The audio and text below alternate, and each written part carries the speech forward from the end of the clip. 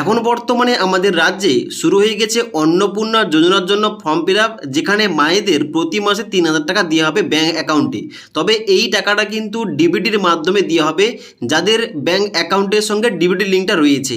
ওই কথাটা কিন্তু ফর্মেও কিন্তু উল্লেখ করা রয়েছে। এবং তার সঙ্গে সঙ্গে যে সমস্ত বেকার যুবকরা যুবশক্তির জন্য আবেদন করবে, এখন কিন্তু বর্তমানে আপডেটটা আসছে, অবশ্যই যুবকদের কিন্তু ব্যাঙ্ক অ্যাকাউন্টের সঙ্গে আধার ডিবিটি লিঙ্ক থাকতেই হবে। তাই শুধুমাত্র অন্নপূর্ণা ভাণ্ডার কিংবা যুবশক্তি নয়, পরবর্তীতে রাজ্য সরকারের তরফ থেকে যে সমস্ত প্রকল্পগুলো চালু করা হবে কিংবা টাকা দেওয়া হবে, সমস্ত টাকা পয়সা কিন্তু অবশ্যই যাদের ব্যাঙ্ক অ্যাকাউন্টের সঙ্গে ডিবিটি লিঙ্ক থাকবে তাদের ব্যাঙ্ক অ্যাকাউন্টে কিন্তু টাকাটা দেওয়া হবে। তাই আজকের এই ভিডিওটির মাধ্যমে দেখিয়ে দিচ্ছি আপনার ব্যাঙ্ক অ্যাকাউন্টের সঙ্গে আধার ডিবিটি লিঙ্ক আছে কিনা, ওইটা কিভাবে চেক করতে হবে। এবার যদি লিঙ্ক না থাকে কিভাবে লিঙ্ক করতে হবে, আজকের এই ভিডিওটির মাধ্যমে দেখিয়ে দিচ্ছি। এবার আপনার ব্যাঙ্ক অ্যাকাউন্টের সঙ্গে আধার ডিবিটি লিঙ্কটা আছে কিনা ওইটা চেক করার জন্য কিংবা লিঙ্ক করার জন্য আপনাদের সবার প্রথম আসতে হবে এনপিসিআই এর অফিসিয়াল ওয়েবসাইটটা যে রয়েছে npci.org.in, এই অফিসিয়াল ওয়েবসাইটে আসতে হবে।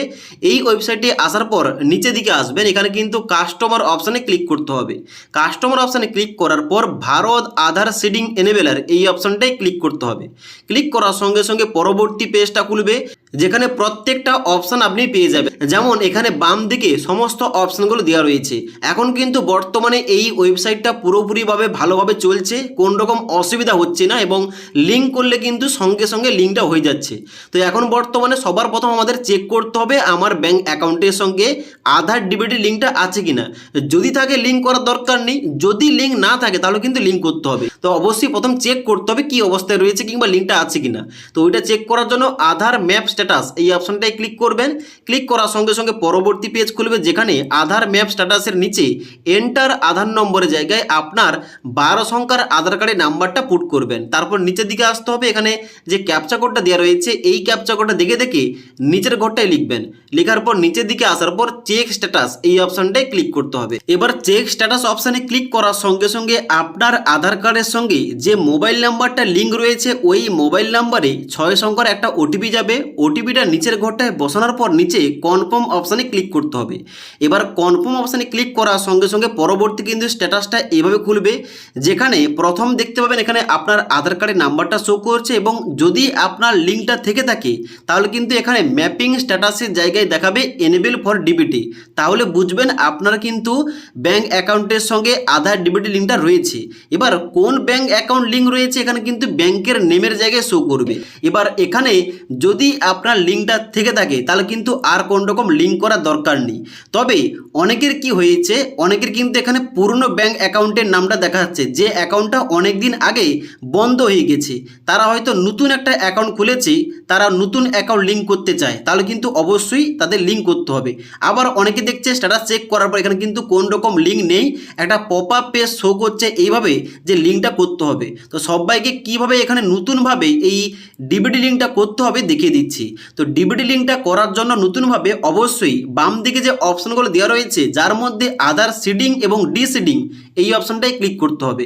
এই অপশনটায় ক্লিক করার সঙ্গে সঙ্গে পরবর্তী পেজ খুলবে, যেখানটায় কিন্তু অবশ্যই লিঙ্ক করার জন্য সমস্ত অপশনগুলো দেওয়া হবে। প্রথম রয়েছে এন্টার ইওর আধার, যেখানটায় কিন্তু আপনার 12 সংখ্যার আধার কার্ডের নাম্বার পুট করবেন। নিচের দিকে আসার পর এখানে রিকোয়েস্ট ফর আধার, যেখানটায় সিডিং এই অপশনটায় ক্লিক করবেন, কারণ আপনি লিঙ্ক করতে চাইছেন।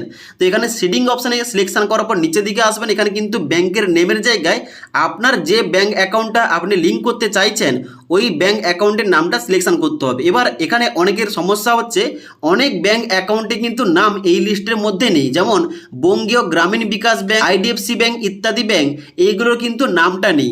যে সমস্ত ব্যাঙ্ক অ্যাকাউন্টের এই লিস্টে নাম নেই তাদের কিন্তু অবশ্যই ওই ব্যাংকের শাখায় গিয়ে কিন্তু লিঙ্কটা করতে হবে, অনলাইনে করা যাবে না। এই লিস্টের মধ্যে যে সমস্ত ব্যাঙ্ক অ্যাকাউন্টের নাম রয়েছে ওইগুলো কিন্তু বাড়িতে বসে অনলাইন থেকে লিঙ্কটা করা যাবে। তার জন্য আপনার এই লিস্টের মধ্যে আপনার যে ব্যাঙ্ক অ্যাকাউন্ট রয়েছে ওই ব্যাঙ্ক অ্যাকাউন্টের নামটা কিন্তু সিলেকশন করবেন। ওকে, এবার সিলেকশন করার পর এখানে নিচের দিকে আসবেন, এখানে কিন্তু 3টি অপশন দেখাচ্ছে। এখানে কিন্তু 3টি অপশন সঠিকভাবে বুঝতে হবে, এখানে কিন্তু অনেকেই ভুলভাল করে ফেলেছে। এখানে কিন্তু সমস্ত অপশনের আলাদা আলাদা মানে রয়েছে। প্রথম যে এখানে রয়েছে ফ্রেশ সিডিং, এর মানেটা হচ্ছে আপনার বর্তমানে আধার কার্ডের সঙ্গে কোনো ব্যাঙ্ক অ্যাকাউন্টের লিঙ্ক নেই, ডিবিটি লিঙ্কটা কোনো ব্যাঙ্ক অ্যাকাউন্ট লিঙ্ক নেই, আপনাকে কিন্তু অবশ্যই ফ্রেশ সিডিং অপশানে ক্লিক করে অ্যাকাউন্ট নাম্বারটা লিঙ্ক করতে হবে। এবার দ্বিতীয় নম্বর হচ্ছে যাদের হয়তো একই ব্যাংকে দুটি অ্যাকাউন্ট, তারা কিন্তু অন্য একটা অ্যাকাউন্ট নাম্বার থেকে অন্য একটা অ্যাকাউন্টে ট্রান্সফার করতে চায় লিঙ্কটা, তাদের জন্য কিন্তু দ্বিতীয় অপশান চুজ করতে হবে। আর তৃতীয় অপশানটা হচ্ছে movement from one bank to other bank, মানে আগে হয়তো পাঞ্জাব ন্যাশনাল ব্যাংকটা লিঙ্ক ছিল, ওই অ্যাকাউন্টটা বন্ধ হয়ে গেছে, এখনও বর্তমানে উনি হচ্ছে স্টেট ব্যাংকের অ্যাকাউন্ট খুলেছেন, তিনি চাইছেন যে পাঞ্জাব ন্যাশনাল ব্যাংকের লিঙ্কটা ট্রান্সফার করে তার নতুন যে এসবিআই যে অ্যাকাউন্টটা খুলেছে ওই অ্যাকাউন্টে ট্রান্সফার করতে, তার জন্য কিন্তু 3 নম্বর অপশনটা সিলেকশন করতে হবে, movement from one bank to other bank. Okay, এখানে কিন্তু অবশ্যই যে কোনো অপশান সিলেকশন করলে এখানে কিন্তু পদ্ধতি একই রয়েছে। তো আমি কিন্তু একটা লিঙ্ক ট্রান্সফার করে দেখাচ্ছি। তো এখানে কিন্তু অবশ্যই 3 নম্বর অপশনটা চুজ করলাম, কারণ আমার কিন্তু আগে থেকে একটা ব্যাংক লিঙ্ক রয়েছে, আমি কিন্তু এসবিআই ব্যাংকে ট্রান্সফার করছি লিঙ্কটা। ওকে, তো এখানে কিন্তু নিচের দিকে আসার পর অ্যাকাউন্ট নাম্বার, কনফার্ম অ্যাকাউন্ট নাম্বারের জায়গায় আপনার ব্যাংক অ্যাকাউন্টের নাম্বার 2 বার সঠিকভাবে এন্টার করবেন, নিচের দিকে আসতে হবে। নিচের দিকে আসার পর বাই সাবমিটিং এখানে চেকমার্ক করে এখানে একটা ক্যাপচা কোড দেখতে পাবেন, ক্যাপচা কোডটা দেওয়ার পর সাবমিট অপশানে ক্লিক করতে হবে। সাবমিট অপশানে ক্লিক করার সঙ্গে সঙ্গে এইভাবে একটা ইনস্ট্রাকশন ওপেন হবে, যেখানে কিন্তু নিচের দিকে আসার পর এগ্রি অ্যান্ড কন্টিনিউ অপশানে ক্লিক করতে হবে। এগ্রি অ্যান্ড কন্টিনিউ অপশানে ক্লিক করার সঙ্গে সঙ্গে আপনার আধার কার্ডের সঙ্গে যে মোবাইল নাম্বার লিঙ্ক রয়েছে ওই নাম্বারে একটা ওটিপি যাবে, ওটিপিটা দেওয়ার পর অবশ্যই সাবমিট করবেন, তাহলে কিন্তু একটু লোডিং হবে। লোডিং হওয়ার পর দেখবেন যে এখানে সাকসেস দেখিয়ে দিচ্ছে। এখানে কিন্তু বর্তমানে লিঙ্কটা সমস্ত কিছু ঠিকঠাক রয়েছে, যার জন্য কিন্তু সঙ্গে সঙ্গে লিঙ্কটা হয়ে যাচ্ছে।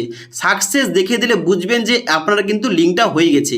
এবার লিঙ্কটা হয়ে গেছে না সত্যিকারে কিন্তু অবশ্যই চেক করতে পারেন আধার ম্যাপ স্ট্যাটাসে ক্লিক করে, আবার কিন্তু পুনরায় আপনি স্ট্যাটাস চেক করে নিতে পারেন যে আপনার অ্যাকাউন্টটা লিঙ্ক হয়ে গেছে কিনা। তো এইভাবে আপনি খুব সহজেই মোবাইল থেকে বাড়িতে বসে আধার কার্ডের সঙ্গে ডিবিটি লিঙ্কটা রয়েছে কিনা, ব্যাঙ্ক অ্যাকাউন্টের সঙ্গে আধার ডিবিটি লিঙ্কটা রয়েছে কিনা চেক করতে পারেন।